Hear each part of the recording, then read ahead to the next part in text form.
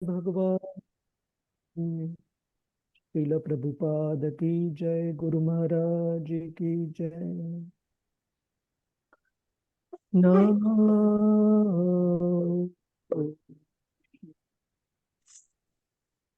कृष्ण पृष्ठाय भूतले श्रीमते भक्ति वेदांत स्वामिनिति नामिने। नमस्ते सरस्वती देवी गौरवाणी प्रचारिणे निर्विशेष शून्यवादी पाश्चात्य देशतारिणी। जयो श्री कृष्ण चैतन्य प्रभु नित्यानंदा श्री अद्वैता गदाधर श्रीवासादि गौर भक्तवृंद। हरे कृष्णा कृष्ण कृष्ण हरे राम राम राम हरे हरे। हरे कृष्णा कृष्ण कृष्ण हरे हरे। हरे राम राम राम हरे हरे। हरे कृष्णा कृष्ण कृष्ण हरे हरे। हरे राम राम राम हरे हरे। हरे कृष्णा कृष्ण कृष्ण हरे हरे। हरे राम राम राम हरे हरे। जय राधा गोविंद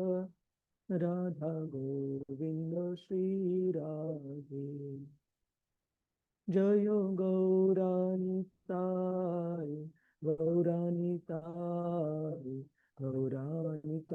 जय गौरानिताय।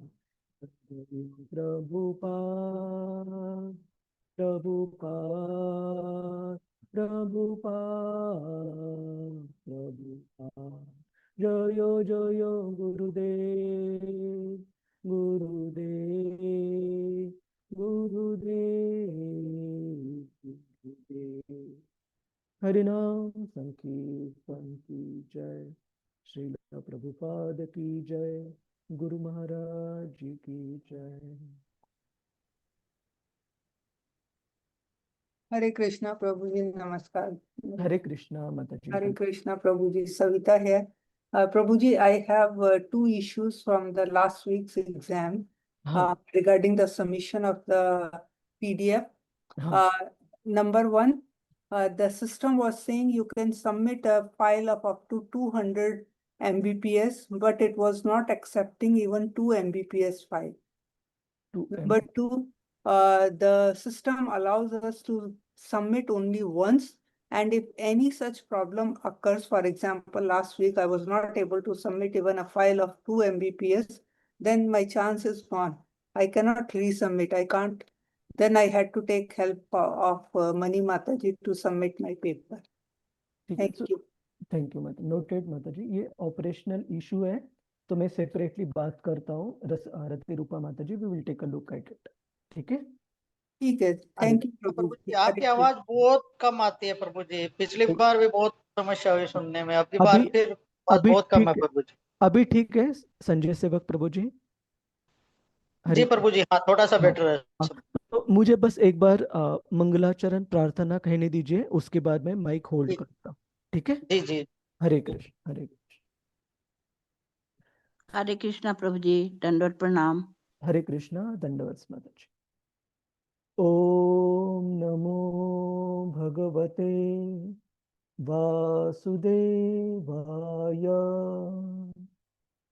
ओम नमो भगवते वासुदेवाय। ओम नमो भगवते वासुदेवाय। नारायणं नमस्कृत्य नरं चैव नरोत्तमं देवीं सरस्वतीं व्यासं ततो जयमुदीरये। नष्टप्रायेषु अभद्रेषु नित्यं भागवत सेवया भगवती उत्तमश्लोके भक्तिर्भवति नैष्टिकी। कृष्णाय वासुदेवाय देवकीनन्दनाय च नन्दगोपकुमाराय गोविन्दाय नमो नमः। ॐ अज्ञानतिमिरन्धस्य ज्ञानाञ्जनशलाकया चक्षुरुन्मीलितं येन तस्मै श्रीगुरवे नमः। श्रीचैतन्यमनोभीष्टं स्थापितं येन भूतले स्वयं रूप कदा मह्यं ददाति स्वपदान्तिकं। वन्देऽहं श्रीगुरो श्रीयुतापदकमलं श्रीगुरोन् वैष्णवांश्च। श्रीरूपं सागरजातां सहगना रघुनाथान्वितं तं सजीवं साद्वैतं सावधूतं परिजनसहितं कृष्णचैतन्यदेवं श्रीराधा कृष्णपदान् सहगना ललिता श्रीविशाखान्वितांश्च। हे कृष्ण करुणा सिन्धु दीनबन्धु जगत्पते गोपेश गोपिकान्त श्रीराधाकान्त नमोऽस्तुते। तप्त कांचन गौरांगी श्रीराधे वृंदावनेश्वरी वृषभानुसुते देवी प्रणमामि हरिप्रिये। वाञ्छाकल्पतरुभ्यश्च कृपा सिन्धुभ्य एव च पतितानां पावनेभ्यो वैष्णवेभ्यो नमो नमः। नमः ॐ विष्णुपदाय कृष्णप्रेष्ठाय भूतले श्रीमते भक्तिवेदान्त स्वामिन् इति नामिने। नमस्ते सरस्वते देवी गौरवाणी प्रचारिणे निर्विशेष शून्यवादी पाश्चात्यदेशतारिणे। जय श्री कृष्ण चैतन्य प्रभु नित्यानंद श्री अद्वैत गदाधर श्रीवास आदि गौर भक्त वृंद। हरे कृष्ण कृष्ण कृष्ण हरे हरे, हरे राम राम राम हरे हरे। हरे कृष्णा। आप सभी भक्तों का आज की इस चर्चा सत्र में स्वागत है श्रीमद् भागवतम के ऊपर।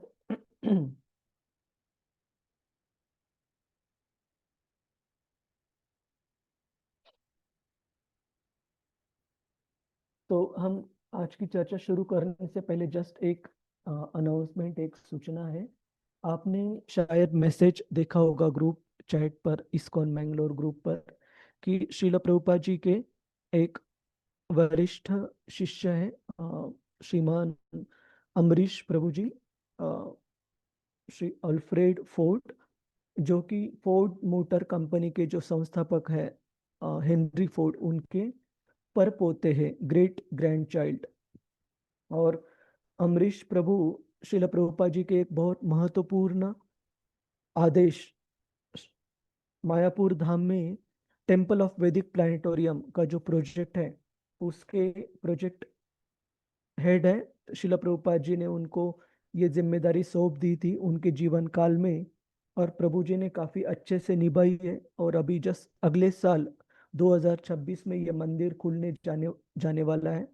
और इस मंदिर की जो प्रेरणा है वो साक्षात नित्यानंद प्रभु से, और फिर श्रील भक्ति विनोद ठाकुर जी, श्रील भक्ति सिद्धांत सरस्वती ठाकुर, और बाद में श्रील प्रभुपाद, पूरी गुरु परंपरा में उनकी ये इच्छा रही है कि मायापुर धाम में ये अद्भुत मंदिर बने, और उसके लिए पूरा अपना जीवन व्यतीत किया है अमरीश प्रभु जी ने इस श्रील प्रभुपाद जी के निर्देश को पूर्ण करने के लिए हेतु। और इसी सप्ताह में 3-4 दिन पहले अमरीश प्रभु जी को स्ट्रोक मतलब पक्षाघात का उनको झटका हुआ आया है, और प्रभु जी की जो तबीयत है काफ़ी क्रिटिकल है।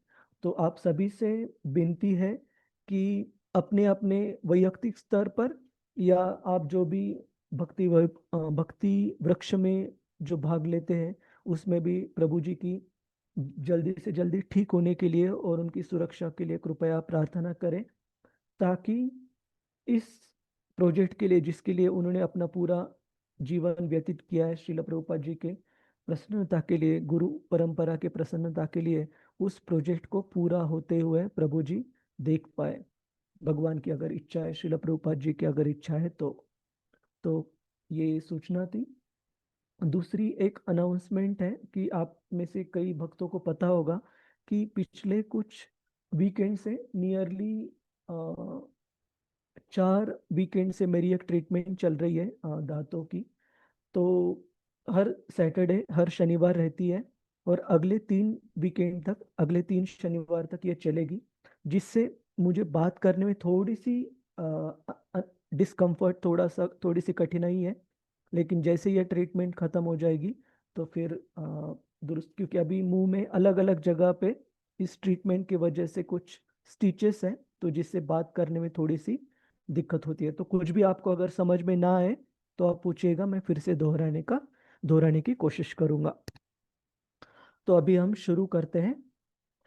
तो पिछले बार हमने देखा कि किस प्रकार से श्रीमद् भागवतम के जो शुरू के 3 अध्याय है, उसमें जो शौनक आदि ऋषि मुनि है नैमिषारण्य के, उनके द्वारा पूछे गए 6 प्राथमिक प्रश्न, और उन 6 प्राथमिक प्रश्नों का सूत गोस्वामी जी द्वारा उत्तर, ये हमने पहले 3 अध्यायों में देखा।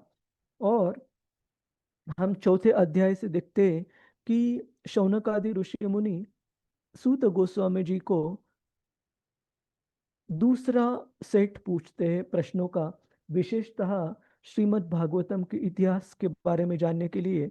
और श्रीमद् भागवतम के जो प्रमुख वक्ता है शुकदेव गोस्वामी, प्रमुख श्रोता परीक्षित महाराज, और किस प्रकार से श्रीमद् भागवतम रचना करने की प्रेरणा प्राप्त हुई उस श्रीमद् भागवतम के लेखक रचयिता श्रील व्यासदेव, इनको, इसके बारे में दूसरा सेट पूछते हैं प्रश्नों का। और इसके उत्तर में हम देखते हैं कि श्रीमद् भागवत का इतिहास श्रील सूत गोस्वामी अध्याय क्रमांक 4 से लेके अध्याय क्रमांक 7 में, विशेषतः श्लोक क्रमांक 11 तक, इन श्रीमद् भागवतम के इतिहास के बारे में प्रश्नों का उत्तर देते हैं।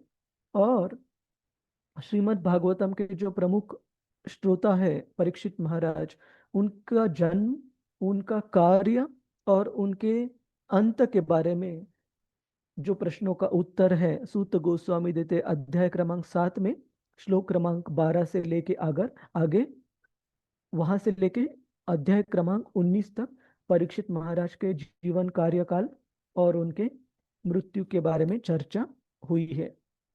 तो हम हमने पिछले बार देखा कि किस प्रकार से श्रील व्यासदेव जी ने सारे वैदिक ग्रंथों की रचना करके, और केवल रचना ही नहीं की, उन्होंने जो वेदास थे उनको 4 विभागों में विभाजित किया: सामवेद, अथर्ववेद, यजुर्वेद और ऋग्वेद। और इन अलग अलग वेदों के विभाजनों को लीड करने के लिए, उसका नेतृत्व करने के लिए, सारे लोगों के लिए, वो वेदों के विभाग अच्छे से समझाने के लिए उन्होंने अपने अलग अलग शिष्यों को निर्देशित किया, अपने अलग अलग शिष्यों को अपॉइंट किया। और हम देखते हैं कि श्रील व्यासदेव जी ने ये सब वेदों की और वेदों की जो सपोर्टिंग उपनिषद, जो पुराण है, उनकी रचना करने के बावजूद उनके हृदय में असंतुष्टता, अपरिपूर्णता उनको उनके हृदय में महसूस हो रही थी। और हम श्रीमद् भागवतम में बहुत सुंदर श्लोक आता है भगवान द्वारा, अध्याय क्रमांक 14 में। उसमें वो कहते हैं कि अध्याय क्रमांक 18 में, ब्रह्म भूत प्रसन्नात्मा न शोचति न कांक्षति समः सर्वेषु भूतेषु मद्भक्तिं लभते परम। कि जो व्यक्ति भक्ति में, भगवान के साथ शुद्ध भक्ति में जुड़ा होता है, वो हमेशा प्रसन्न आत्मा, हमेशा प्रसन्न रहते हैं। जैसे कि हम देखते हैं कि श्रील प्रभुपाद जी के जीवन में इतनी सारी कठिनाइयां आई, जब श्रील प्रभुपाद जी ने अपना पूरा जीवन समर्पित किया भगवान के सेवा में। जब वो श्री श्री राधा मदन गोपाल जी के मंदिर में वास करते थे, केशी घाट के निकट, तो धनराशि का, वित्त का कोई सोर्स, कोई स्रोत उनके पास नहीं था। और श्रील प्रभुपाद जी के सामने उनकी गुरु की दी हुई आज्ञा थी कि तुम्हें जब भी कुछ धनराशि प्राप्त हो अपने जीवन में, कृपया तुम पुस्तकें छापना, और ये जो कृष्ण भक्ति का ज्ञान है, श्री चैतन्य महाप्रभु की कृष्ण भक्ति प्रचार प्रसार का जो ज्ञान है, वो कृपया पूरे जगत में, विशेषतः अंग्रेजी भाषा में, पाश्चात्य देशों में इसका प्रचार प्रसार करो। तो इस अपने गुरु की आज्ञा को पूर्ण करने की जिम्मेदारी भी श्रील प्रभुपाद जी के ऊपर थी। और हम देखते हैं कि किस प्रकार से श्रील प्रभुपाद जी खुद ही बैक टू गॉडेड मैगजीन के लिए आर्टिकल लिखते थे, एडिटिंग करते थे। मिस्टर जैन, जिनकी प्रिंटिंग प्रेस थी दिल्ली में, लीलामृत में हम पढ़ते हैं, वहां जाकर खुद मैन्युस्क्रिप्ट्स लेकर जाकर प्रिंट करवाते थे, और खुद दिल्ली की जो धूप थी, वहाँ की गर्मी के मौसम में, वहाँ हर एक चाय की वगैरह अलग अलग दुकानों पे जाकर उसका वितरण करते थे। लेकिन इसके बावजूद श्रील प्रभुपाद जी, एक समय भी हम लीलामृत में ऐसे नहीं देखते कि श्रील प्रभुपाद जी कभी निराश थे या कभी दुखी थे, इतने सारे कठिनाइयों के बावजूद। और इसके बाद श्रील प्रभुपाद जी, हम देखते हैं कि पाश्चात्य देशों में भी जब गए, बिना किसी धनराशि की मदद के बिना श्रील प्रभुपाद जी जब गए, और श्रील प्रभुपाद जी लीलामृत में लिखते कि उनके पास रिटर्न टिकट भी थी जलदूता की, केवल जाने की नहीं, आने की भी टिकट थी। और वो काफी बार न्यूयॉर्क के अलग अलग पार्क्स में जाकर बेंच पर बैठकर सोचते भी थे कि ये कृष्ण भावना का जो मिशन मेरे गुरु महाराज ने दिया है, कैसे ये आज्ञा पूर्ण होगी। तो लेकिन श्रील प्रभुपाद जी लीलामृत में बताते हैं कि एक बार भी उन्होंने कभी ऐसे नहीं सोचा कि उस जलदूता के टिकट का इस्तेमाल करके क्या मैं लौट जाऊं। तो कहने का मतलब है, इतने सारे भौतिक स्तर पर कठिनाइयां आने के बाद भी श्रील प्रभुपाद जी जोर से और पूरे उत्साह के साथ कृष्ण भावना का प्रचार प्रसार करने में बड़े आनंद और उत्साह के साथ जुटे रहे। क्यों? क्योंकि यहाँ पर भगवान बताते हैं कि इस तरह से शुद्ध भक्ति के स्तर पर जो भक्त स्थित है, उसका एक गुण रहता है कि भौतिक स्तर पर चाहे कितने भी दुख, कितने भी कठिनाइयां क्यों ना हो, लेकिन आध्यात्मिक स्तर पर उसे जो आनंद प्राप्त होता है, वो आनंद इन सारे कठिनाइयों से कई गुना ज्यादा परे है। तो ब्रह्मभूता प्रसन्नात्मा न शोचति न कांक्षति, कि कभी वो कोई भी चीज, कोई भी उसके हिसाब से प्राप्त नहीं हो उसके बारे में भी कभी वो शोक करता नहीं। जैसे श्रील प्रभुपाद जी के बारे में हम देखते हैं कि पाश्चात्य देशों में जब वो गए ही थे, हिप्पीज के साथ जब रहते थे, तब उनका टाइपराइटर चोरी हो गया, जो कि एकमेव स्रोत था अपने गुरु के आज्ञा का पालन करने का। श्रील प्रभुपाद जी फिर भी कभी निराश नहीं हुए। उन पर फिजिकल मतलब उनके शारीरिक हमला करने की कोशिश की गई जब वो एक अपार्टमेंट शेयर करते थे। एक व्यक्ति जो लिकर दारू पीने की उसको आदत थी, तो ड्रग्स और दारू के प्रभाव में आकर उसने श्रील प्रभुपाद जी पर हमला करने की भी कोशिश की। तो अकेले वृद्ध व्यक्ति होने के बावजूद, बिना किसी धनराशि, बिना किसी बाकी सपोर्ट के बावजूद श्रील प्रभुपाद जी कभी निराश नहीं हुए। तो ये एक शुद्ध भक्ति के स्तर के भक्त की एक एक बहुत महत्वपूर्ण गुण है। लेकिन हम देखते हैं कि श्रील व्यासदेव जो कि साधारण व्यक्ति नहीं है, भगवान का शक्ति आवेश अवतार है, literary incarnation of the Lord, कि भगवान के ऐसे ऐसे अवतार जिनके द्वारा अलग अलग वैदिक ग्रंथों की रचना हुई है, उनके हृदय में असंतुष्टता थी। क्यों, वो हम आगे देखेंगे। तो इस अध्याय में हम देखेंगे कि किस प्रकार से पिछले अध्याय के अंतिम श्लोक में हमने देखा कि श्रील नारद मुनि का वहां पर आगमन होता है श्रील व्यासदेव जी के आश्रम में। किसी को याद है प्रभु जी, माता जी, कहाँ पर है श्रील व्यासदेव जी का आश्रम? ये प्रश्न पूछा भी गया था। शम्याप्रास बद्रिकाश्रम में के बद्रिकाश्रम की हाँ, गुफा में है, माना गांव करके कोई है। सरस्वती नदी के किनारे। हाँ, तो तीनों उत्तर बराबर है कि श्रील व्यासदेव जी का आश्रम बद्रिकाश्रम में, उस गांव को माना गांव कहा जाता है, लेकिन उसका वर्णन नहीं है भागवतम में। लेकिन सरस्वती नदी के किनारे, जो कि अभी अदृश्य है, और सम्यप्राश क्षेत्र में श्रील व्यासदेव जी का आश्रम में गुफा है। तो वहां पर नारद मुनि जी का आगमन होता है, और हम आगे आने वाले श्लोकों में देखेंगे कि किस प्रकार से नारद मुनि जी उनका आगमन होने के बाद अपने शिष्य व्यासदेव जी की असंतुष्टता को, उद्विग्नता को देखते हुए श्रील व्यासदेव स्मित हास्य करते हैं। और श्रील प्रभुपाद जी अपने तात्पर्य में और इन श्लोकों पे दिए गए उनके जो क्लासेस है उसमें बताते हैं कि श्रील नारद मुनि जी का जो स्मित हास्य था, वो व्यासदेव जी की अवहेलना करने के लिए नहीं था, कि पहले ही वो दुखी है और उसके ऊपर श्रील नारद मुनि उनको हास्य भाव से देख रहे हैं। उनका हास्य भाव था अपने शिष्य को रीअश्योर को हम हिंदी में क्या कहते हैं प्रभु जी, माता जी? फिर से विश्वास दिलाना। आश्वस्त करना। आश्वस्त करने, हाँ, आश्वस्त करने के लिए कि तुम चिंता मत करो, अभी मैं हूं ना, तो तुम्हारा जो भी असंतुष्टता का कारण है उस पर हम चर्चा करेंगे और उस पर उपाय भी देंगे, तो तुम बिल्कुल आश्वस्त रहो। तो श्रील व्यासदेव जी को प्रोत्साहन देने के लिए, उनको आश्वस्त करने के लिए श्रील नारद मुनि जी का वो हास्य, स्मित हास्य था। और किस प्रकार से नारद मुनि आलोचनात्मक विश्लेषण करते हैं श्रील व्यासदेव जी के जो अलग अलग रचित जो ग्रंथ है उनके ऊपर, और उनको बताते हैं किस प्रकार से भगवान के लीलाओं का जो वर्णन, एक्सक्लूसिव मतलब एक्सक्लूसिव को क्या कहते हैं प्रभु जी, माता जी, हिंदी में? विशेष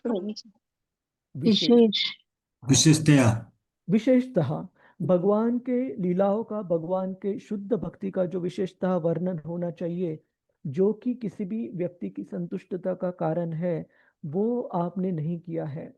और वो बताने के बाद श्रील नारद मुनि भगवान की शुद्ध भक्ति के मार्ग की महिमा बताने के लिए और भगवान के शुद्ध भक्तों के सहवास की महिमा बताने के लिए अपने पिछले जन्म के बारे में श्रील व्यासदेव जी से चर्चा करते हैं।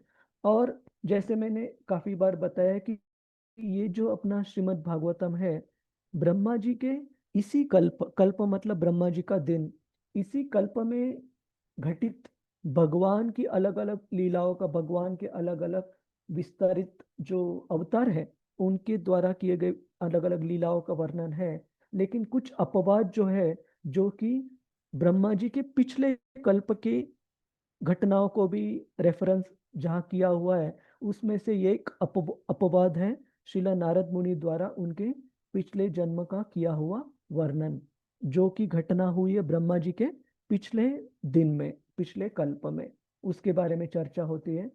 और फिर नारद मुनि द्वारा श्रील व्यासदेव जी को विशेष रूप से निर्देश दिए जाते हैं कि क्या कौन सी रचना उन्होंने करनी चाहिए, जिससे कि ना कि केवल उनके हृदय में संतुष्टता प्राप्त होगी, लेकिन सारे जीवों का भी कल्याण हो जाएगा। तो इस अध्याय में काफी सारे महत्वपूर्ण मुद्दे हम चर्चा करने जाएंगे कि श्रील व्यासदेव भगवान के शक्ति आवेश अवतार होने के बावजूद यहाँ पर हमें शिक्षा दे रहे कि किस प्रकार से अपने गुरु के सामने ये सारे जो भौतिक हमारी जो स्थिति है, भौतिक जो स्तर है, वो मायने नहीं रखता। गुरु के सामने किस प्रकार से हर एक शिष्य ने हमेशा समर्पित भाव रखना चाहिए, श्रील व्यासदेव दिखलाते हैं।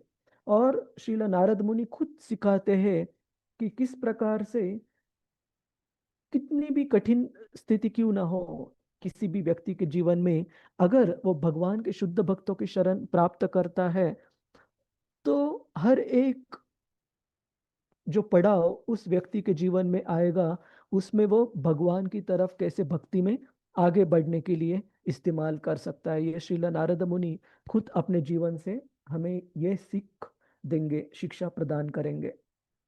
तो हम आगे बढ़ते हैं।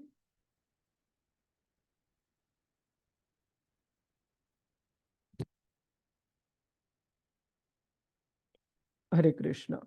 तो हम पहला श्लोक एक बार गाएंगे। कृपया दोहराने की कोशिश कीजिएगा। सूत उवाच सूत उवाच अथ तं सुखम् आसीन अथ तं सुखमासीन उपासीनं बृहच्छ्रवः उपासीनं बृहच्छ्रवः देवर्षि प्राह विप्रर्षि देवर्षिप्राह वीणापानि स्मयन्निवः।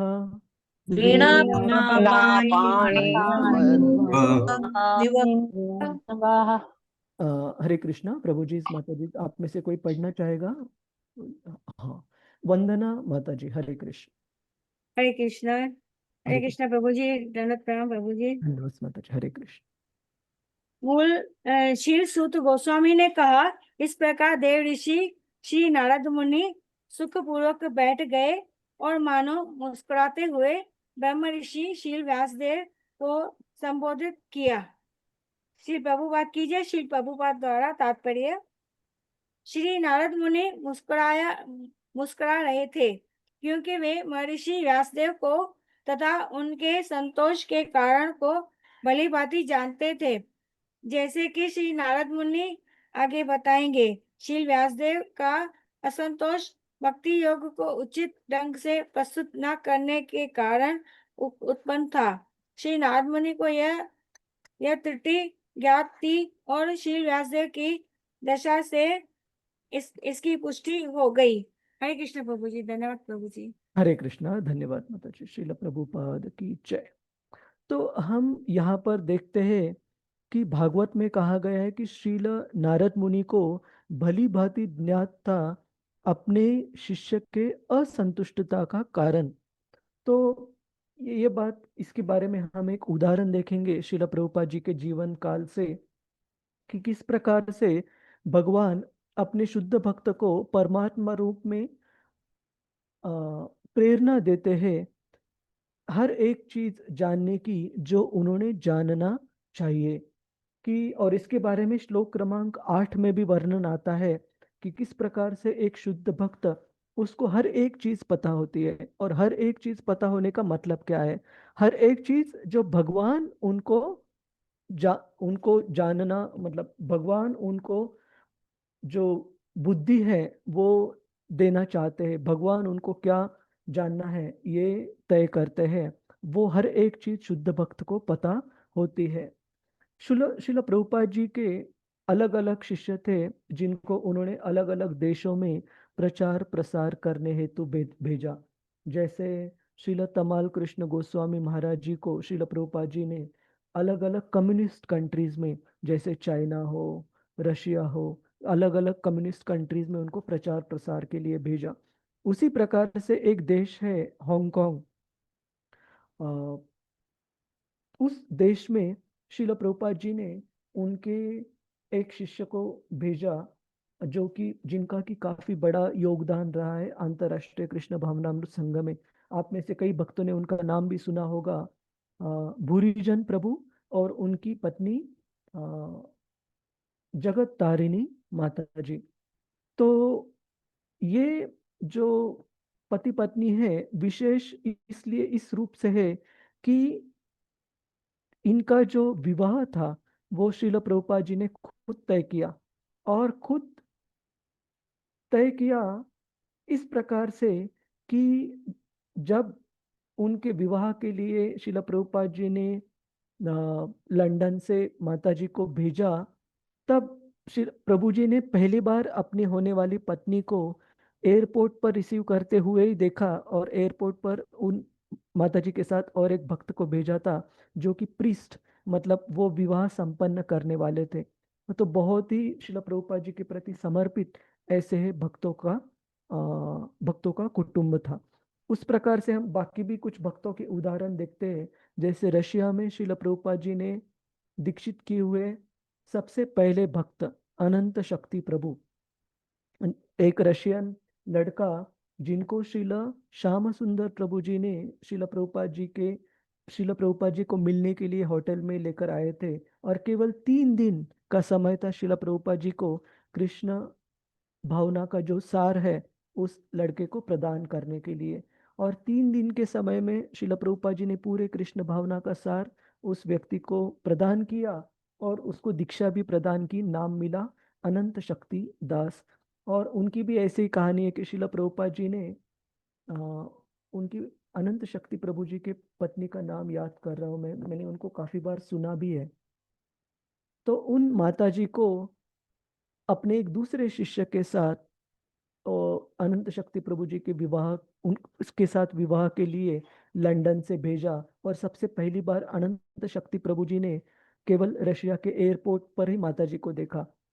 कहने का मतलब है दोनों भक्तों का अपने गुरु के प्रति इतना समर्पण था कि केवल और केवल कृष्ण भावना की प्रचार प्रसार के लिए इन भक्तों ने जो भी श्रील प्रभुपाद जी ने रिश्ता तय किया उनके लिए वो स्वीकार कर लिया, और दोनों हस्बैंड वाइफ, पति और पत्नी, श्रील प्रभुपाद जी की सेवा में पूरा जीवन समर्पित किया। तो ये जो हांगकांग में डेप्यूटेड जो भक्त थे भूरीजन प्रभु और जगत तारिणी माता जी प्रचार प्रसार कर रहे थे।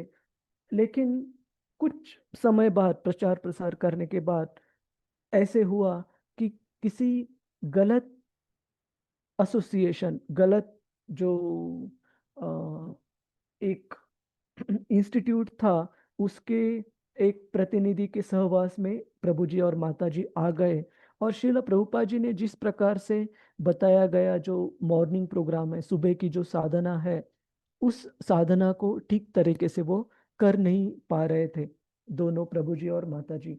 और जो प्रचार प्रसार का जो कार्य है, क्योंकि श्रील प्रभुपाद जी ने दी गई निर्देशों का ठीक तरीके से पालन नहीं हो पा रहा था, वो प्रचार प्रसार का कार्य भी एक तरीके से रुक गया था हांगकांग में।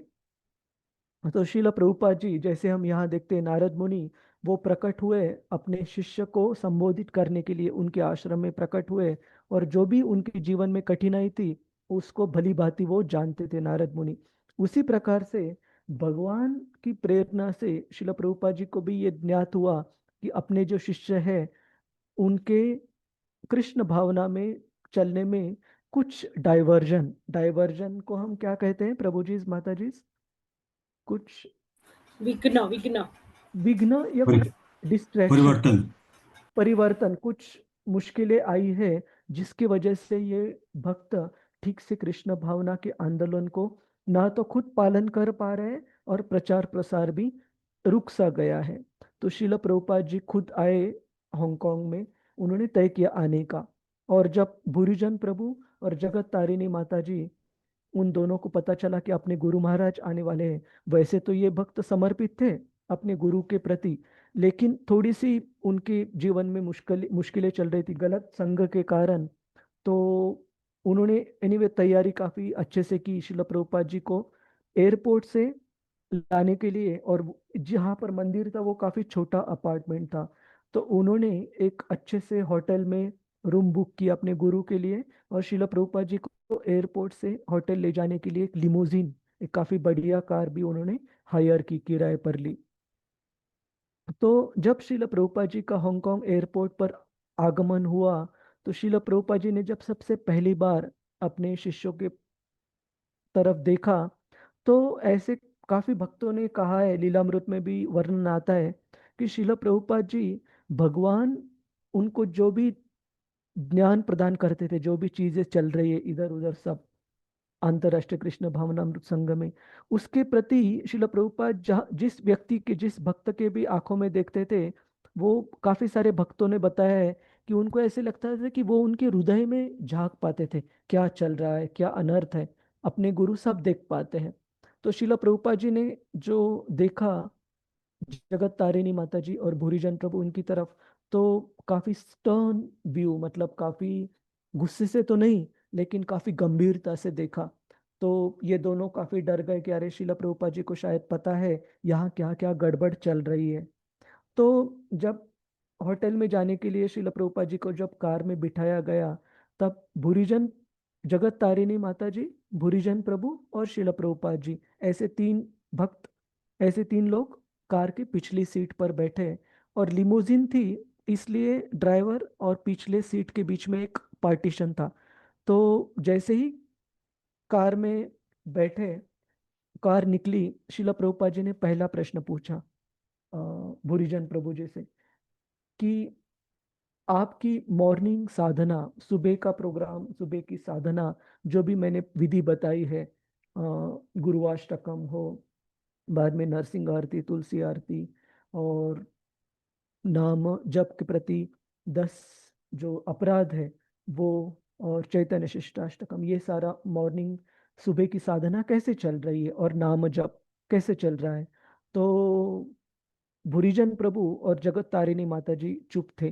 थोड़ी देर बाद वो बोलने लगे, तो उन्होंने सीधा उत्तर न देते हुए थोड़ा सा घुमाकर बताया कि शिला प्रभुपाद जी, कि कोई भी गेस्ट अभी नहीं आ रहे मंदिर में। तो शिला प्रभुपाद जी ने कहा कि मैंने जो आपसे सवाल पूछा है आप उसका उत्तर दीजिए, कि आप जो सुबह की साधना, सुबह का विधि, साधना विधि जो भी मैंने सिखाया है, क्या आप वो ठीक से कर रहे हैं। तो एकदम वहाँ सन्नाटा था। तो शिला प्रभुपाद जी बहुत गुस्से में थे, और उन्होंने माता जी और उनकी पत्नी जगत तारिणी माता जी को और भूरीजन प्रभु को एकदम गुस्से से पूछा कि आप किसके शिष्य हो, हुज डिसाइपल्स यू आर। अगर आप मैंने दिए गए निर्देशों को आप पालन नहीं कर रहे हो, और आप मुझे बता रहे हो कि यहाँ पर प्रचार प्रसार ठीक से नहीं हो रहा है, तो प्रचार प्रसार का छोड़िए, लेकिन आप ठीक से सुबह की जो साधना है वो क्यों नहीं कर रहे हो। और जैसे शिला प्रभुपाद जी गुस्से में आ गए, तो माता जी ने वो ड्राइवर और उनके बीच में जो पार्टीशन था कार में उसको बंद कर दिया, क्योंकि उनको काफी शर्मिंदगी लग रही थी कि अपने गुरु द्वारा काफी अच्छे से धुलाई हो रही है, काफी अच्छे से डांट मिल रही है, तो उनको एम्बरेसिंग लग रहा था। और शिला प्रभुपाद जी के सेक्रेटरी भी ड्राइवर के बाजू में पैसेंजर सीट पर बैठे थे। शिला प्रभुपाद जी ने उस कार के पूरे प्रवास में होटल तक जाने तक काफी डांट दी, काफी खिंचाई की भूरीजन प्रभु और जगत तारिणी माता जी को। और प्रभु जी और माता जी बाद में बताते हैं कि वो खिंचाई नहीं, लेकिन वो उनके हृदय का शुद्धिकरण था, कि उनके गुरु ने उनको गलत सहवास, गलत संग में जाने से बचाया, और केवल उनको बचाने के लिए शिला प्रभुपाद जी हांगकांग में आए, केवल और केवल बचाने के लिए। तो वो लिखते हैं कि जब होटल में वो अंततः पहुंचे तो दोनों प्रभु जी और उनकी पत्नी जगत तारिणी माता जी दोनों एकदम दे वर ऑलमोस्ट इन टीयर्स, वो दोनों ऑलमोस्ट रोने को आए थे कि शिला प्रभुपाद जी ने काफी डांट दी थी दोनों को। और बाद में उन्होंने ये माना कि वो सुबह की जो साधना है वो अच्छे से नहीं चल रही है उनकी, और उन्होंने ये भी अपने गुरु के सामने एडमिट किया, माना कि किस प्रकार से वो एक गलत व्यक्ति के संग में आए और उनके सहवास के वजह से जो साधना विधि शिला प्रभुपाद जी ने दी थी वो ठीक से नहीं चल रहा है। तो शिला प्रभुपाद जी ने कहा कि मुझे सब पता है कि तुम्हारे जीवन में क्या क्या गड़बड़, क्या क्या चीज सही नहीं चल रही है, और मेरा हांगकांग में आने का कारण ये नहीं था कि मैं यहाँ का जो प्रचार प्रसार केंद्र है उसको उसकी चिंता है, मुझे मुझे सबसे पहले चिंता है आप दोनों की, कि आप अच्छे से भक्ति में रहो, तभी प्रचार प्रसार जो भी होगा वो अच्छे से हो पाएगा। और अपने गुरु की अपने प्रति जो चिंता है वो, और जो केयर, केयर को हम हिंदी में क्या कहते हैं प्रभु जी, माता जी? देखभाल। देखभाल, हाँ। अपने गुरु की अपने प्रति जो चिंता और देखभाल, ये देखकर बुरीजन प्रभु और जगत तारिणी माता जी ये काफी विभोर हो गए और उन्होंने अपने आप को फिर से श्रील प्रभुपाद जी के प्रति समर्पित किया, और हांगकांग में वो मंदिर आगे बढ़ा, काफी अच्छे से प्रचार प्रसार हुआ। आज भी मंदिर वहां पर है, और जो शुरुआत की गई इन दोनों द्वारा। तो कहने का मतलब है अभी इस कथा में आते हुए कि भगवान की कृपा से और परमात्मा रूप में भगवान जो प्रेरणा प्रदान करते हैं अपने शुद्ध भक्त को, उसके द्वारा उस शुद्ध भक्त को हर एक चीज ज्ञात होती है जो उसे ज्ञात होनी चाहिए अपने शिष्यों के कल्याण के लिए। तो यहाँ भी हम देखते हैं कि नारद मुनि का आगमन हुआ है और श्रील व्यासदेव जी ने कुछ भी बिना बताए, एक शब्द भी अभी तक श्रील व्यासदेव जी ने उनको बताया नहीं है, लेकिन नारद मुनि जी को पता है कि श्रील व्यासदेव उनके शिष्य क्यों असंतुष्ट हैं, उस असंतुष्टता का कारण क्या है, क्या कमी रह गई है उनकी रचना में, और क्या करना चाहिए उन्होंने। पूरी तरीके से नारद मुनि ज्ञात है इन सारे चीजों से। किसी का कोई सवाल है प्रभु जी, माता जी? हरे कृष्णा। हम आगे बढ़ते हैं। नहीं प्रभु जी। हरे कृष्णा। ठीक है, नहीं प्रभु। ठीक है। श्लोक क्रमांक 2।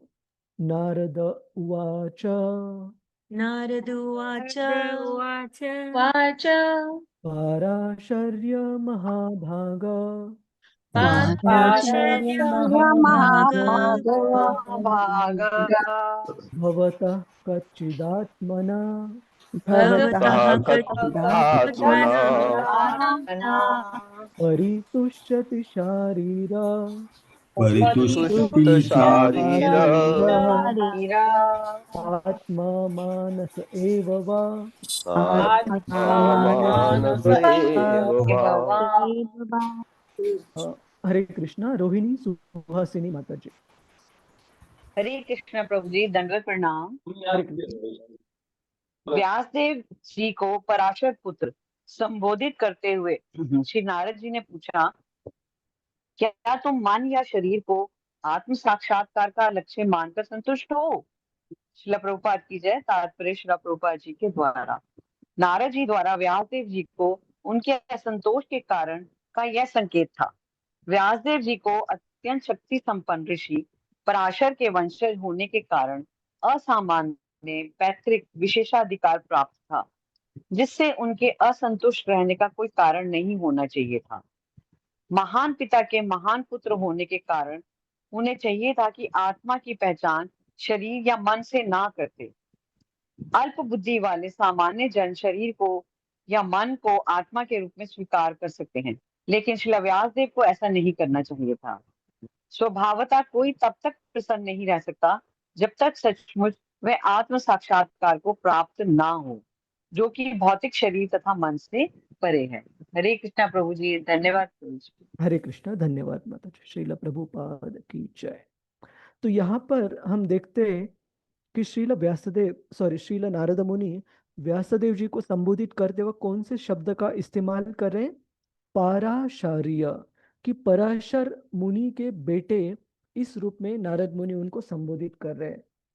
तो आचार्यगण बताते हैं कि इसका भी विशेष कारण था, क्यों श्रील व्यासदेव जी को उनके पिता के संबंध संबोधित किया जा रहा है। जैसे हम भगवत गीता में देखते हैं कि भगवान कृष्ण अर्जुन को कई बार उनके पिता के पिता का जो कुल है उसके संबंध में संबोधित करते हैं, जिस प्रकार से उनको भारत कर कर बुलाते हैं। काफी बार कौन्तेय कुंती माता के पुत्र के रूप में भी उनको संबोधित करते हैं। तो श्रील प्रभुपाद जी अपने टिप्पणी में श्रीमद् भगवत गीता में लिखते हैं कि जब एक व्यक्ति इतने महान कुल में जिसका जन्म हुआ हो, भरत महाराज के कुल में, पांडवों के कुरुकुल में, पांडवों के कुल में अर्जुन का जन्म हुआ था, ये हो गया उनके महान जन्म का संबोधन उनके पिता के संबंध द्वारा। उसी प्रकार से केवल वो एक महान पिता के पुत्र नहीं है, एक महान माता के भी पुत्र है, वो संबोधित किया गया कौन्तेय कहकर। तो उस महान जो जन्म प्राप्त हुआ है उसके साथ साथ जिम्मेदारी भी प्राप्त हुई है। उसी प्रकार से श्रील नारद मुनि व्यासदेव जी को वहां उनके पिता के संबंध में संबोधित कर रहे हैं, पराशर मुनि के पुत्र। और पराशर मुनि इतने महान भगवान के शुद्ध भक्त और अलग अलग वैदिक ग्रंथों के रचयिता भी होकर गए हैं, जिन्होंने ही ये टर्म भगवान ये कॉइन की ये दी है, जो कि 6 ऐश्वर्यों से परिपूर्ण है ऐसे व्यक्ति, मतलब भगवान कृष्ण।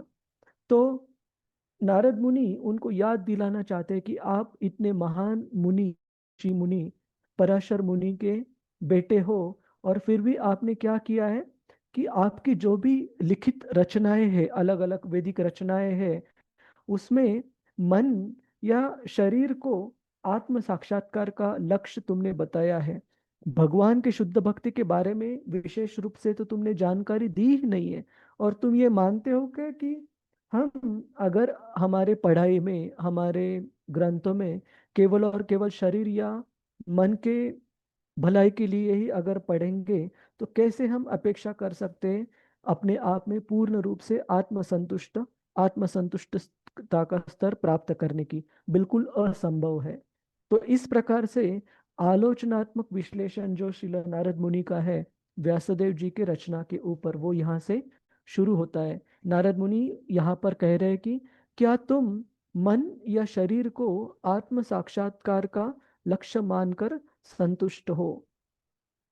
तो श्रील प्रभुपाद जी बताते हैं कि किस प्रकार से हम देखते हैं आज के भौतिक क्यूरिकुलम, आज का जो भौतिक शिक्षण है, उसमें हम देखते हैं कि ज्यादा से ज्यादा नहीं, पूर्ण रूप से जो शिक्षा प्रदान की जाती है वो किस प्रकार से अर्थ प्राप्त करना, अर्थार्जन, और दूसरा उस अर्थ का लाभ उठाकर किस प्रकार से अधिकाधिक इंद्रिय तृप्ति प्राप्त करना, इसी के ऊपर आजकल का जो करिकुलम, जो शिक्षा प्रदान की जाती है भौतिक जगत में, इसी के ऊपर केंद्रित है। तो यहाँ पर भी श्रील व्यासदेव जी उन्होंने वैदिक ग्रंथों की रचना की, उसमें ऐसे नहीं कि भक्ति नहीं है। हम आगे चल के श्लोकों में देखेंगे कि भक्ति जरूर है, लेकिन प्राथमिक रूप से शुद्ध भक्ति के मार्ग को संबोधित नहीं किया गया है। भक्ति किसी कोने में छुपा कर रखा गया है, और ज्यादा से ज्यादा जो वैदिक ग्रंथों का भाग है वो 4 पुरुषार्थ, धर्म, अर्थ, काम और मोक्ष, इनको ही, इन्हीं के जरूरतों को ज्यादा से ज्यादा संबोधित कर रहे हैं।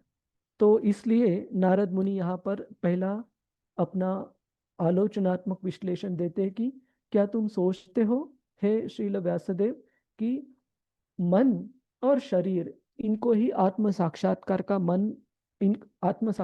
का उद्दिष्ट मानकर जो रचना की है, उससे कभी संतुष्टता प्राप्त नहीं हो सकती। हम आगे बढ़ते हैं। कुछ श्लोक हम केवल और केवल अनुवाद तात्पर्य पढ़ेंगे, और कुछ श्लोक हम संस्कृत भी गाएंगे। तो मैं चित्रा माता जी, हरे कृष्णा, अनुवाद पढ़िए। हरे कृष्णा प्रभु जी, सादर प्रणाम। धन्यवाद। तुम्हारी जिज्ञासाएं पूर्ण है और तुम्हारा अध्ययन भी भली भांति पूरा हो चुका है। इसमें संदेह नहीं कि तुमने एक महान एवं अद्भुत ग्रंथ महाभारत तैयार किया है, जो सभी प्रकार के वैदिक फलों पुरुषार्थों की विशद व्याख्या से युक्त है। तात्पर्य श्रील प्रभुपाद की जय। श्रील प्रभुपाद के द्वारा व्यासदेव के विषाद का कारण उनमें पर्याप्त ज्ञान का अभाव नहीं था, क्योंकि छात्र के रूप में उन्होंने वैदिक साहित्य का पूर्ण अध्ययन किया था, जिसके फलस्वरूप उन्होंने महाभारत का संकलन किया, जो वेदों की पूर्ण व्याख्या से समन्वित है। हरे कृष्णा प्रभु आगे जी। आगे बढ़िए माता जी। तुमने जी जी जी जी तुमने निराकार ब्रह्म विषयक ऐसे एवं उससे प्राप्त होने वाले ज्ञान को भली भांति लिपिबद्ध किया है। तो इतना सब होते हुए हे प्रभु अपने को व्यर्थ समझकर हताश होने की क्या बात है। श्रील प्रभुपाद की जय। श्रील प्रभुपाद के द्वारा वेदांत सूत्र या ब्रह्म सूत्र का संकलन श्री व्यासदेव ने किया है, और उनमें निर्गुण ब्रह्म की पूर्ण चर्चा की गई है, और यह विश्व की सर्वाधिक सम्मानित दार्शनिक व्याख्या मानी जाती है। इसमें विषय को समेटा गया है और इसकी प्रतिपादन शैली पांडित्यपूर्ण है। अतएव व्यासदेव के दिव्य पांडित्य के विषय में संदेह करने का प्रश्न ही नहीं उठता। तो फिर उन्हें इस प्रकार शोक क्यों करना चाहिए। हरे कृष्ण। प्रभु जी और पढ़ लो आगे का। नहीं, हम यहाँ पर थोड़ा रुकते हैं। धन्यवाद प्रभु जी। हरे कृष्ण। श्रील प्रभुपाद की जय। तो हम यहाँ पर देखते हैं कि हमारी भक्तिमय जीवन में भी, जहाँ हम भक्ति के तत्वों का पालन करने की कोशिश कर रहे हैं, काफी बार हम देखते हैं कि सारी चीजें हम अच्छे से करने का जो प्रयास करते हैं, उसके बावजूद काफी बार हमारे भी हृदय में ये भावना आती है कि पूरी रूप से संतुष्टता का हमें अनुभव नहीं होता।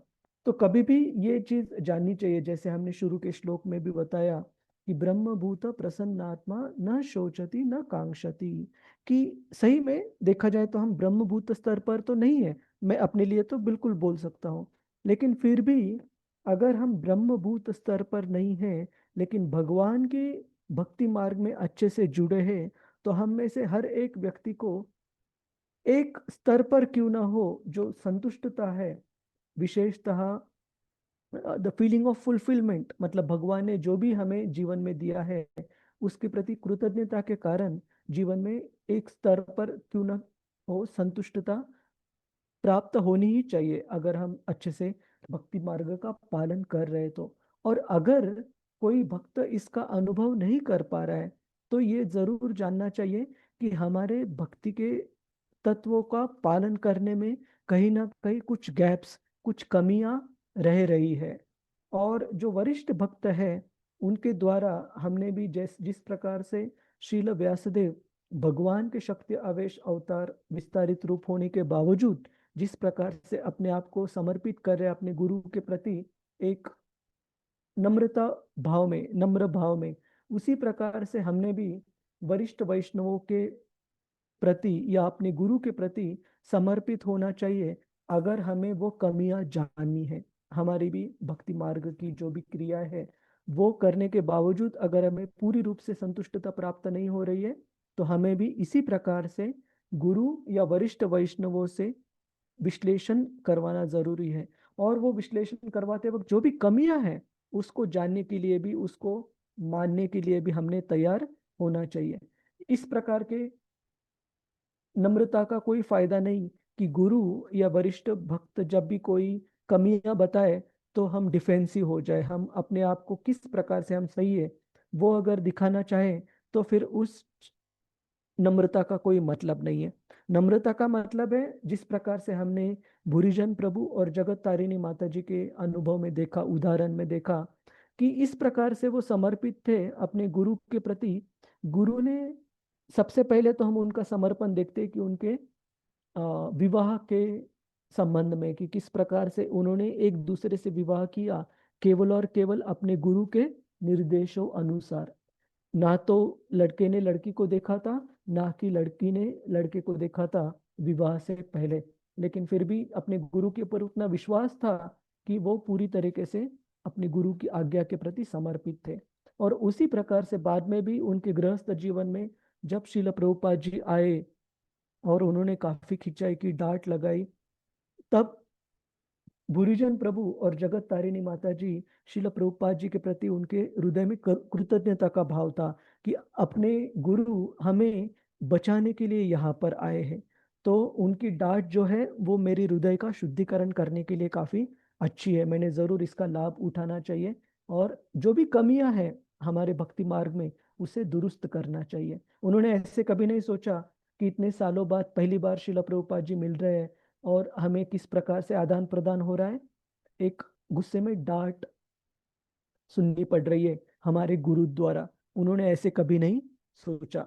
तो कहने का मतलब है ये जो अपने गुरु के प्रति समर्पण है, ये इन शिष्यों की महानता है जो हमें सीखने को मिलती है। श्रील व्यासदेव खुद अपने उदाहरण से हमें सिखा रहे हैं। किसी का कोई सवाल है? प्रभु जी, माता जी, हरे कृष्णा। हम नहीं प्रभु जी। हरे कृष्णा। हम श्रील प्रभुपाद जी के शिष्यों में ये गुण काफी अच्छे से देखते हैं कि श्रील प्रभुपाद जी उनके प्रति जो उनकी कृतज्ञता थी। जैसे एक बार तमाल कृष्ण महाराज जी ने श्रील प्रभुपाद जी से पूछा कि श्रील प्रभुपाद जी हमारी क्या पात्रता थी, क्या भाग्य, क्या पात्रता थी जिसकी वजह से ये भाग्य हमें प्राप्त हुआ कि आप पाश्चात्य देश में आए और आपने हमें कृष्ण भावना में लाया, इच्छा से इतने अच्छे से शिक्षा प्रदान की और पूरा हमारा जीवन परिवर्तन हो गया। तब श्रील प्रभुपाद जी ने काफी गंभीरता से और सरलता से उनको बताया कि you did not have any qualification, I made your qualification. कि आप लोग जो थे पाश्चात्य देशों में जो भी शिष्य श्रील प्रभुपाद जी को समर्पित हुए, कि आप ऑफ कोर्स श्रील प्रभुपाद जी कह सकते हैं, ऐसे हम नहीं कह सकते। हमारे लिए वो सारे पूजनीय हैं जो आज भी इस आंदोलन को आगे बढ़ा रहे हैं। लेकिन एक गुरु का कर्तव्य है कि अपने शिष्य को, शिष्य की जो भी कमियां है, गलतियां है, उसको दिखाए, उसको दुरुस्त करे, ये उसका कर्तव्य है। तो श्रील प्रभुपाद जी ने कहा तमाल कृष्ण महाराज को, यू हैड नो क्वालिफिकेशन, आप लोगों की कुछ पात्रता नहीं थी, आई मेड योर क्वालिफिकेशन, मैंने आपको पात्रता प्रदान की, मैंने आपको पात्र बनाया कृष्ण भावना को स्वीकार करने के लिए। तो कहने का मतलब है कि कभी भी इन भक्तों ने ऐसे नहीं सोचा कि अरे हमारे गुरु ऐसे कैसे कह सकते हैं कि हमारी कुछ भी पात्रता नहीं थी, हमने तो श्रील प्रभुपाद जी को सपोर्ट करने के लिए इतना कुछ किया। सैन फ्रांसिस्को में मंदिर भक्तों ने शुरू किया, वैनक्यूअर में कनाडा में प्रचार प्रसार भक्तों ने शुरू किया, इंग्लैंड में लंदन में सबसे पहले प्रचार प्रसार करने के लिए जो 3 अलग अलग गृहस्थ फैमिलीज थी उनको भेजा गया। तो इन्होंने कभी ऐसे नहीं सोचा कि हमारे गुरु कैसे बोल सकते कि हमारी कोई पात्रता नहीं थी, क्योंकि यही एक सच है। गुरु के सामने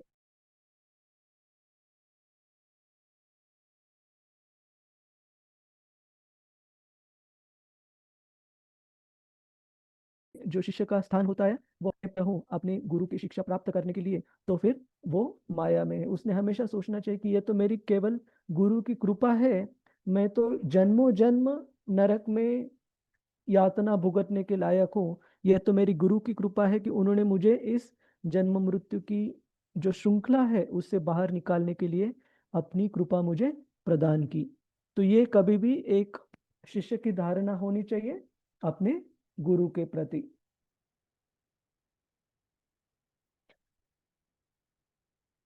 हम आगे बढ़ते तो यहाँ पर जो नारद मुनि हैं अपने शिष्य को यहाँ पर संबोधित कर रहे कि आपको क्या लगता है कि आपने तो ब्रह्म विषयक और उससे प्राप्त होने वाले ज्ञान को भली भांति लिपिबद्ध किया है, रचना की है उसकी, तो ये सब करने के बावजूद आपको क्या लगता है अपने आप को हताश होने का कारण?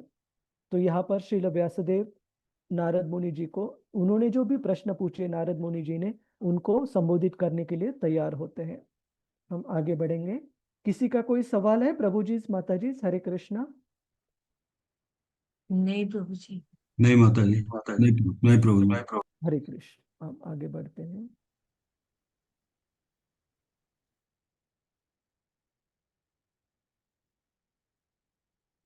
हाँ, तो आने वाले छठे श्लोक में आपको श्रील व्यासदेव जी द्वारा ये शब्दों का प्रयोग देखने को मिलेगा।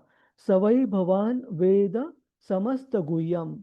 नारद मुनि को संबोधित करते हुए श्रील व्यासदेव जी कहते हैं श्लोक क्रमांक 6 में कि हे गुरु महाराज, आप तो सब कुछ जानते हैं कि क्या कमी रह चुकी है मेरी रचनाओं में, जिसकी वजह से मेरे हृदय में असंतुष्टता का अनुभव मैं कर रहा हूं।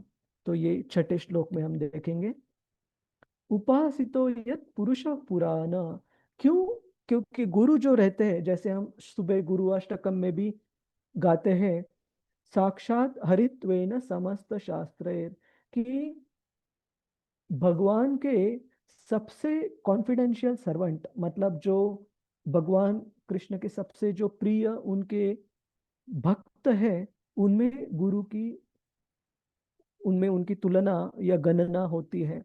तो क्योंकि भगवान से इस प्रकार से वो घनिष्ठ संबंध में जुड़े हैं गुरु, उसकी वजह से उनको हर एक ज्ञान प्राप्त होता है जो भगवान चाहते हैं कि उनको पता चले। तो हम व्यासदेव जी का संबोधन यहाँ पर सुनेंगे। व्यास उवाच। व्यास उवाच। उवाच अस्ते त्वमे सर्वम् इदं त्वयोक्तम् अस्तेव मे सर्वमिदं त्वयोक्तम् तथापि नात्मा परितुष्यते मे। तथापि आत्मा परितुष्यते मे। तुष्यते मे। तन्मूलम् अव्यक्तम् अगाधबोधम् तन्मूलम् तन्मूलम् अव्यक्तमगाधबोधम् पृच्छामहे त्वात्मभवात्मभूतम् पृच्छामहे महे त्वात्मभवात्मभूतम्। हरे कृष्ण। मिनट। उप्स।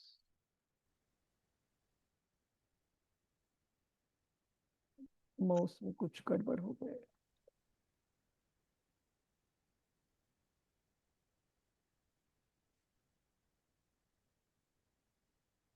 एक मिनट।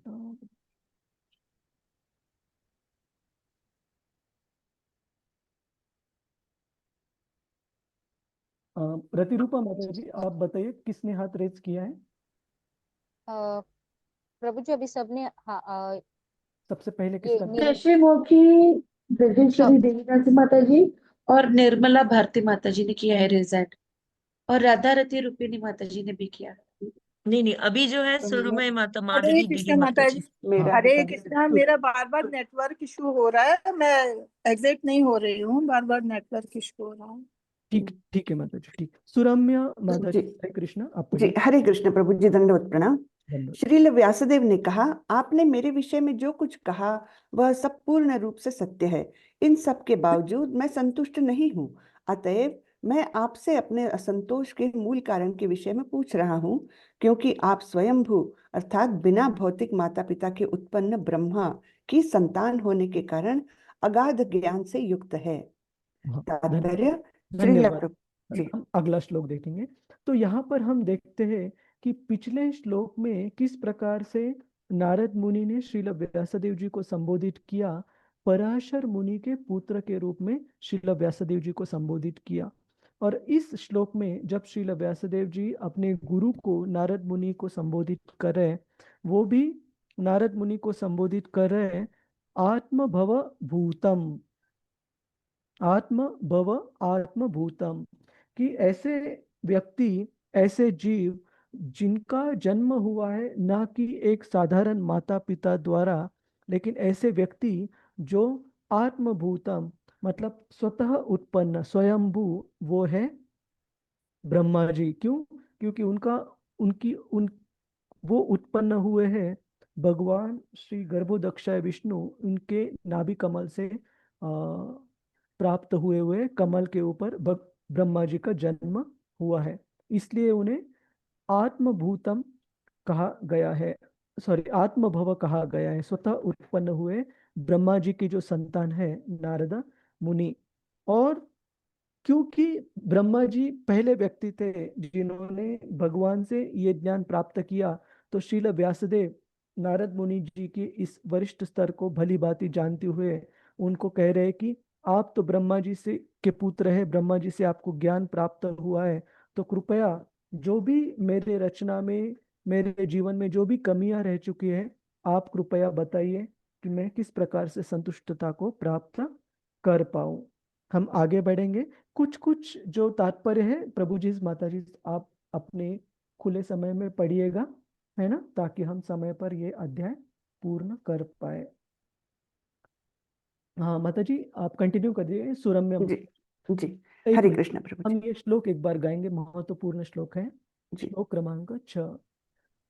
स वै भवान् वेद समस्त गुह्यम् सवै भवान् भवान् वेद भवान् वेद समस्तगुह्यम् उपासितो यत्पुरुषः पुराणः उपासितो यदितो पुराणः परावरेशो मनसैव विश्वम् परावरेशो मनसेव विश्वम् सृजत्यवत्यति गुणैरसङ्गः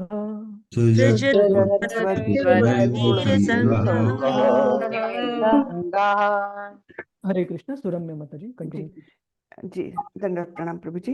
हे प्रभु, जो कुछ भी गोपनीय है वह आपको ज्ञात है, क्योंकि आप भौतिक जगत के सृष्टा तथा संहारक एवं आध्यात्मिक जगत के पालक आदि भगवान की पूजा करते हैं, जो भौतिक प्रकृति के तीनों गुणों से परे हैं। तात्पर्य पढ़ो। हाँ हाँ। तात्पर्य श्रीला प्रभुपाद द्वारा। श्रीला प्रभुपाद की जय। जो व्यक्ति श्री भगवान की सेवा में 100% लगा रहता है, वह समस्त ज्ञान का प्रतीक होता है। ऐसा व्यक्ति जो भक्ति में सेवा में तो पूर्ण रहता ही है, वह श्री भगवान के गुणों से भी पूर्ण हो जाता है। इस प्रकार अष्ट सिद्धियां उसके दिव्य ऐश्वर्य के समक्ष नगण्य पड़ जाती है। श्री नारद मुनि जैसे भक्त अपने आध्यात्मिक सिद्धि से विलक्षण कार्य कर सकते हैं, जिससे प्राप्त करने हेतु प्रत्येक व्यक्ति प्रयास कर रहा है।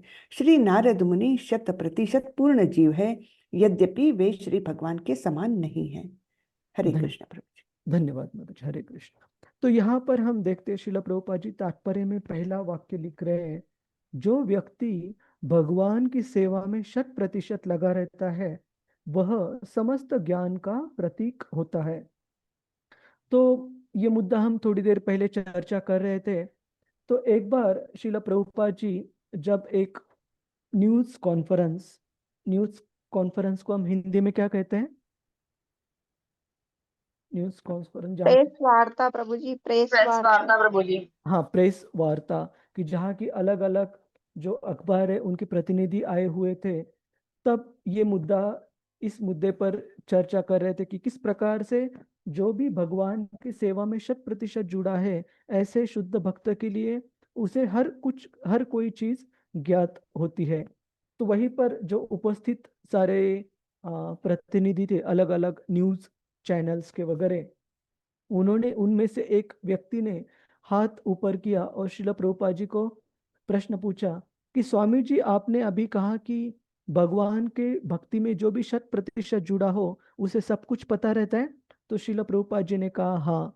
तो उस व्यक्ति ने पूछा, तो क्या आप बता सकते हो कि वो, मेरे ख्याल से न्यूयॉर्क में वो जो प्रेस वार्ता चल रही थी, वो चल रही थी, उन्होंने पूछा कि क्या आप बता सकते हो कि यहाँ पर न्यूयॉर्क में जो एम्पायर स्टेट बिल्डिंग है, शायद उस समय की वो सबसे ऊंची बिल्डिंग वहां की थी, कि एम्पायर स्टेट बिल्डिंग में कितने सारे खिड़कियां हैं, how many windows are there in the Empire State Building. और शिला प्रभुपाद जी ने उस व्यक्ति की तरफ देखकर स्मित हास्य किया। उन्होंने कहा कि सब कुछ पता होने का मतलब है जो भी ज्ञान भगवान परमात्मा के रूप में चाहते हैं कि अपने इस भक्त को पता है, उसकी भक्ति के कर्तव्यों का, भक्ति मार्ग के कर्तव्यों का अच्छे से पालन करने के लिए। अगर वो व्यक्ति गुरु है तो गुरु के रूप में अपनी सेवा अच्छे से निभाने के लिए उस व्यक्ति को जो भी ज्ञान होना चाहिए वो परमात्मा रूप में भगवान उनको दिलाते हैं, याद दिलाते हैं। लेकिन इसका मतलब ये नहीं कि भौतिक स्तर पर आप कुछ भी प्रश्न पूछो और एक शुद्ध भक्त से ये अपेक्षा करो कि उस भौतिक स्तर के प्रश्न का उन्होंने उत्तर देना चाहिए। हाँ, अगर भगवान चाहेंगे तो वो भी ज्ञान जरूर प्राप्त होगा, लेकिन जरूरी नहीं है कि हम भौतिक स्तर पर किसी भी शुद्ध भक्त की परीक्षा लेने की कोशिश करें।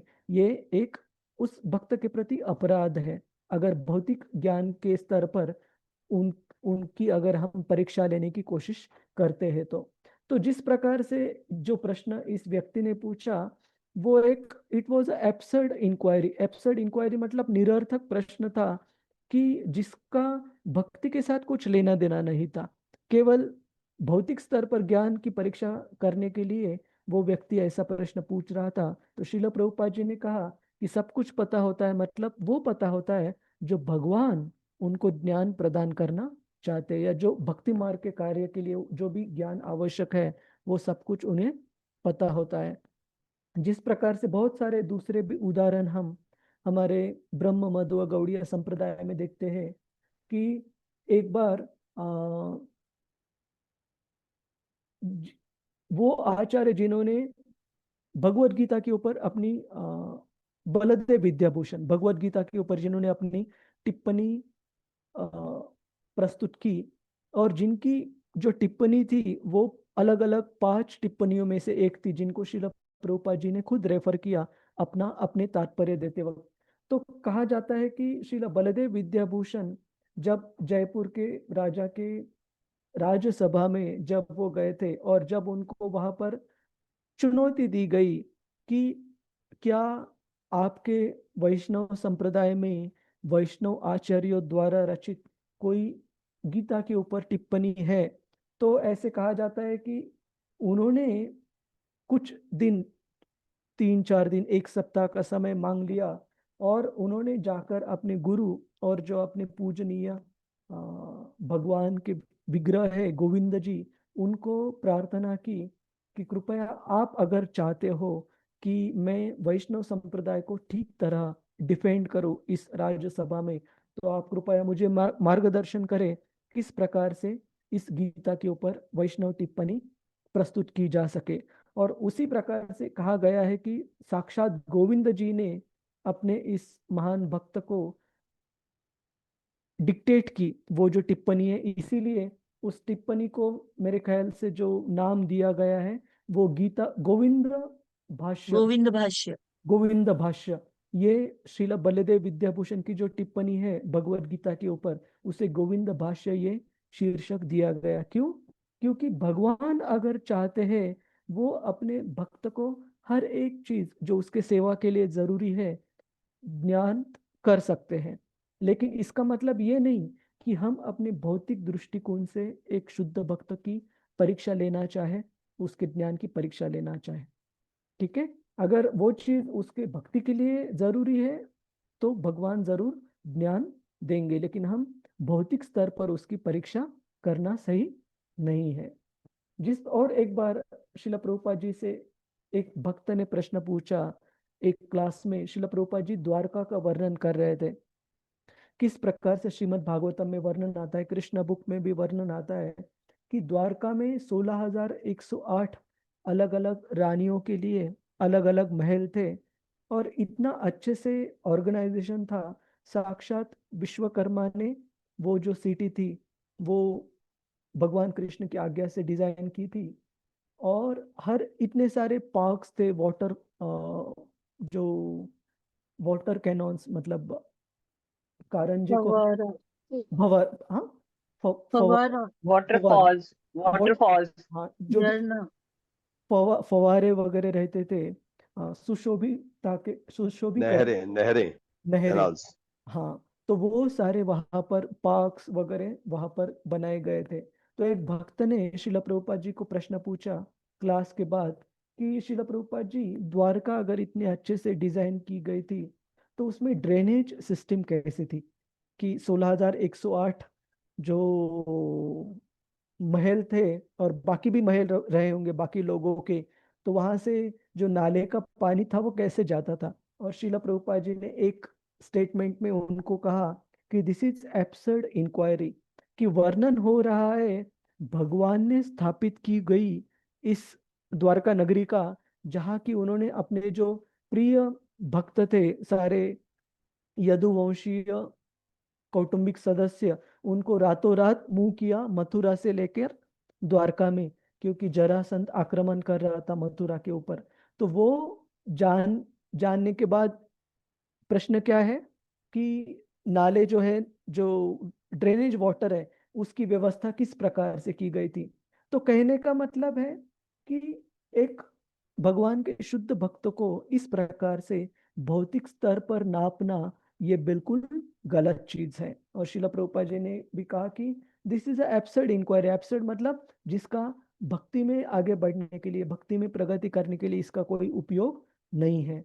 तो ऐसे प्रश्न पूछना मतलब अपनी भौतिक स्तर को ही आगे दिखाने जैसा है। किसी का कोई प्रश्न है प्रभु जी, माता जी, कि क्या भावना होनी चाहिए एक भक्त को आध्यात्मिक गुरु के पास अपने प्रश्न प्रस्तुत करते समय, और जो भी अपने आध्यात्मिक गुरु या वरिष्ठ वैष्णवों से जो ज्ञान प्राप्त होता है, कभी आलोचना भी प्राप्त होती है, उसको भी स्वीकार करने में क्या हमारी मानसिकता होनी चाहिए।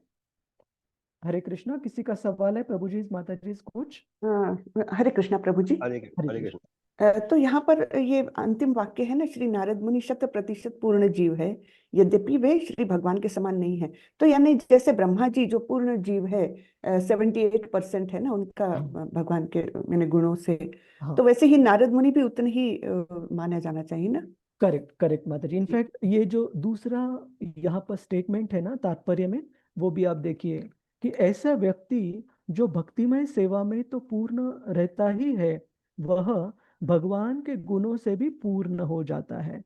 तो बिल्कुल सही कहा आपने कि जो एक भौतिक जीव के लिए परिपूर्णता प्राप्त करने का जो सबसे अधिकतम स्तर है कि 78% ऑफ लॉर्ड कृष्णाज क्वालिटीज, जो कि आती है around almost 50 out of 64 principal qualities of Lord Krishna.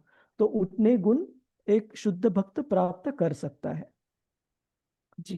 ठीक है, हरे धन्यवाद प्रभु जी। और वो श्लोक भी है ना, यस्यास्ति भक्तिर्भगवती अकिंचन सर्वैर् सर्वे गुणस्तस्य समासते सूरः हरा अभक्ता कुतः महद्गुणा मनोरथे ना सती धावतो बहि। Thank you ma'am.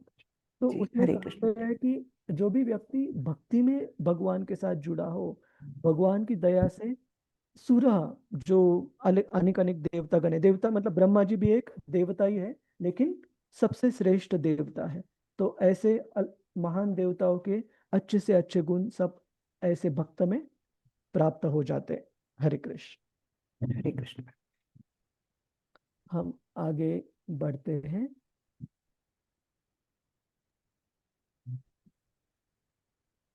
श्लोक क्रमांक 7।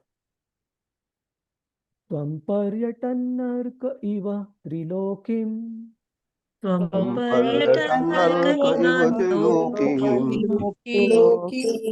अन्तश्चरो वायुरितात्मसाक्षी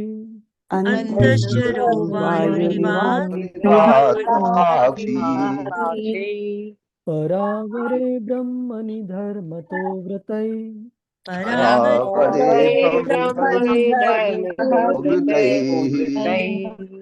तस्य मे न्यूनमलं विचक्ष्व।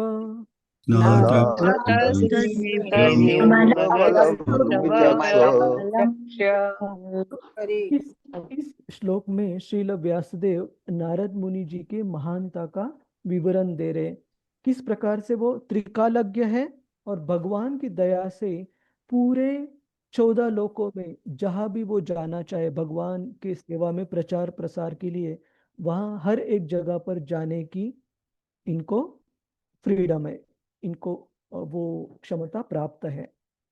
तो हम भक्त को विनती करेंगे, एक मिनट। माता जी आप अगले भक्त का नाम नीता माता जी। हरे कृष्ण। नीता माता जी अनम्यूट अनम्यूट। अपने आप को अनम्यूट। जी जी, हरे कृष्ण प्रभु जी, हरे कृष्ण एवरीवन, प्रणाम। आप सूर्य के समान तीनों लोकों में विचरण कर सकते हैं और वायु के समान प्रत्येक व्यक्ति के अंदर प्रवेश कर सकते हैं, इसीलिए आप सर्वव्यापी परमात्मा के तुल्य हैं। अतः आपसे प्रार्थना है कि नियमों तथा व्रतों का पालन करते हुए दिव्यता में लीन रहने पर भी मुझ में जो कमी हो उसे खोज निकालें। हरे कृष्ण प्रभु जी। तात्पर्य? प्रभुपाद जय। प्रभुपाद जी के द्वारा तात्पर्य: दिव्य अनुभूति, पुण्य कर्म, दिव्य पूजा, दान, दया, अहिंसा तथा कड़े अनुशासिक नियमों के साथ शास्त्रों का अध्ययन ये सदैव मनुष्य के लिए सहायक बनते हैं। हरे कृष्ण प्रभु जी। प्रणाम। धन्यवाद माता जी। तो यहाँ पर श्रील व्यासदेव कहते हैं नारद मुनि जी के महानता को संबोधित करते हुए कि नारद मुनि को भगवान की शुद्ध भक्ति में भगवान की कृपा के वजह से ये सारी क्षमताएं प्राप्त है कि जिस प्रकार से भगवान परमात्मा रूप में हर एक व्यक्ति और जीव के हृदय में वास करते हैं, उनको सब कुछ पता है कि किस व्यक्ति के हृदय में क्या चल रहा है, कौन से विचार चल रहे हैं। उसी प्रकार से भगवान की दया से श्रील नारद मुनि जी को भी ये ज्ञान प्राप्त है। इसलिए यहाँ पे कहा गया है कि वे सूर्य के समान तीनों लोकों में उनका विचरण है और वायु के समान प्रत्येक व्यक्ति के अंदर वो प्रवेश कर सकते हैं और परमात्मा के तुल्य है। परमात्मा जैसे उनको सब कुछ ज्ञात है, त्रिकालज्ञ है। अतः आपसे प्रार्थना है कि नियमों तथा व्रतों का पालन करते हुए दिव्यता में लीन रहने पर भी मुझ में जो भी कमी हो उसे खोज निकाले। तो यहाँ पर श्रील व्यासदेव नारद मुनि जी को अपने आप को पूरी तरह से समर्पित कर रहे हैं। एक मिनट, हाँ प्रभु जी, मेरे लैपटॉप में कुछ तो हैंग हुआ है प्रभु जी, माता जी, I am not able to scroll. ठीक है, तो श्लोक क्रमांक 8 से लेकर मेरे ख्याल से 21 तक हम देखेंगे श्रील नारद मुनि द्वारा 22 तक, श्लोक क्रमांक 22 तक श्रील नारद मुनि द्वारा व्यासदेव जी की जो भी रचना है उसमें हम विस्तृत रूप से देखेंगे आलोचनात्मक विश्लेषण कि किस प्रकार से दो मुख्य कमियां नारद मुनि पॉइंट आउट करते हैं श्रील व्यासदेव जी को। तो उसके बारे में प्रभु जी माता जी हम अगली बार चर्चा करेंगे। दो कारण, क्योंकि आजकल हम ये जो समय हमने रखा है 2 से लेकर 4 बजे तक, क्योंकि 5 बजे मुझे निकलना रहता है मुंबई के लिए, वो एक है। और दूसरा, ये जो पूरी श्रृंखला है श्लोक क्रमांक 8 से लेकर 22 तक एक ही सेटिंग में मैं कंप्लीट करना चाहता हूँ, उसमें ब्रेक से अच्छा। ठीक है, तो आज को थोड़ा सा हम जल्दी यहाँ पर कंक्लूड करेंगे। किसी का कोई सवाल है प्रभु जी माता जी जो हमने आज देखा? हरे कृष्ण प्रभु जी, एक छोटा सा सवाल है प्रभु जी। ये हाँ। पहले श्लोक में जो देवर्षि कहा गया है नारद मुनि को, ब्रह्मर्षि कहा गया है व्यासदेव को, और फिर से व्यासदेव को महर्षि कहा गया है। तो देवर्षि, ब्रह्मर्षि, महर्षि, तो एक्चुअली ब्रह्मर्षि तो सुपीरियर होगा ना देवर्षि से, ऐसा मतलब ब्रह्मा जी के इसमें। देखिए, देवर्षि, ब्रह्मर्षि और दूसरा कौन सा? महर्षि। एक मिनट, मैं वो भी व्यासदेव को कहा एक गया है। श्लोक दिखाना चाहता हूँ मैं। पहला वाला एकदम। हाँ, एक मिनट, पहला वाला तो श्लोक यहाँ पर स्क्रीन पर है। हाँ, लेकिन वो नारद मुनि जी द्वारा कहा गया श्लोक की देवर्षि भूताप तनूनाम पितृणाम, वो एक बार श्लोक आप कोई खोल सकता है क्या? हाँ खोला है। आप एक बार वो पढ़िए माता जी।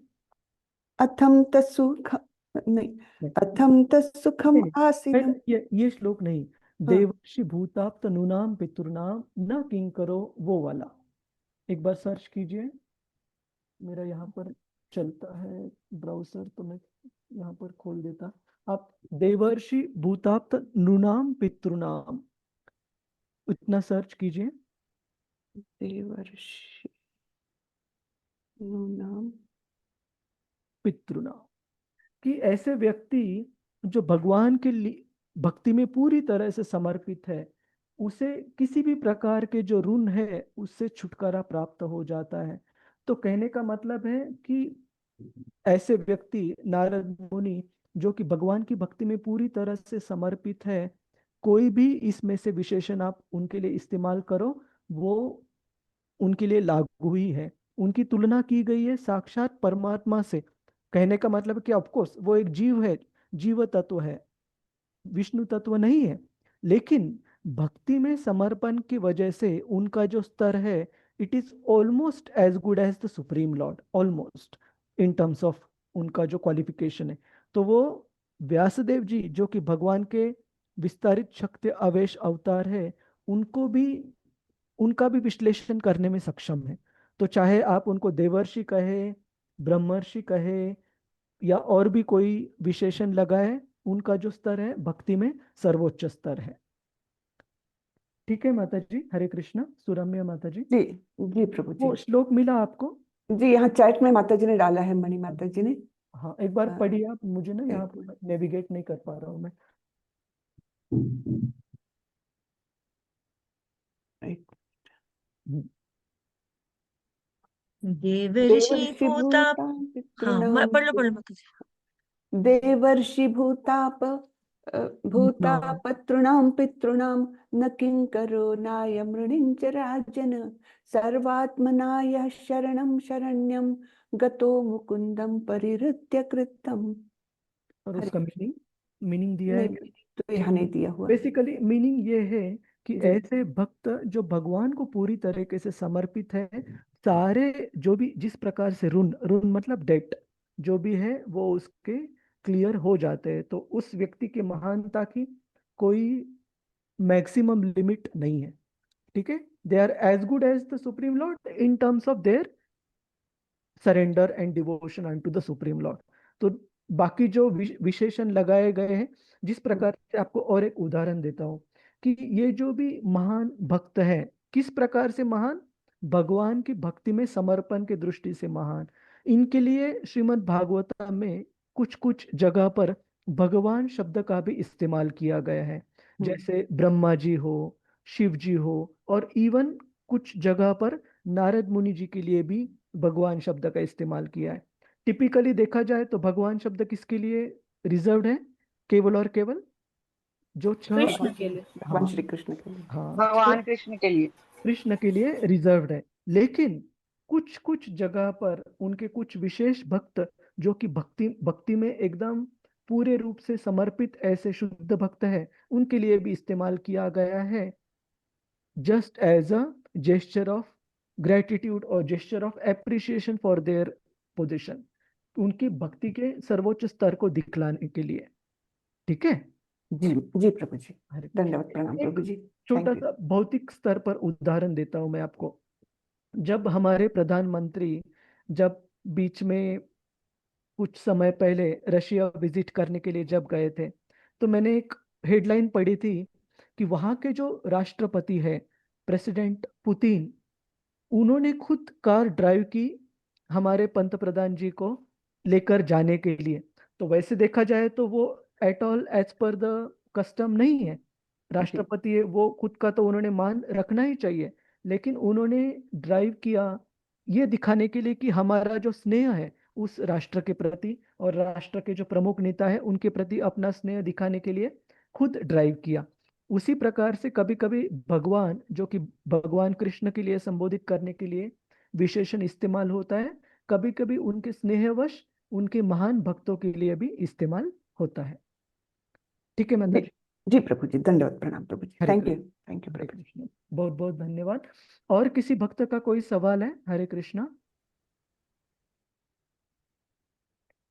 ठीक है, बहुत बहुत धन्यवाद आप सभी का। और एक अनाउंसमेंट है, देखिए आने वाले शनिवार और रविवार which is 2nd and 3rd, 2nd and 3rd अगस्त को यहाँ पर एक 1.5 दिन का एक कैंप है, भक्ति वेदांत वानप्रस्थ सेवा कैंप।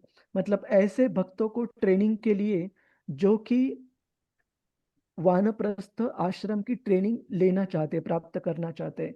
तो वैसे तो ये ट्रेनिंग केवल और केवल ऐसे भक्तों के लिए जिनकी उम्र 45 से लेकर आगे है, 45 से लेकर 60 तक।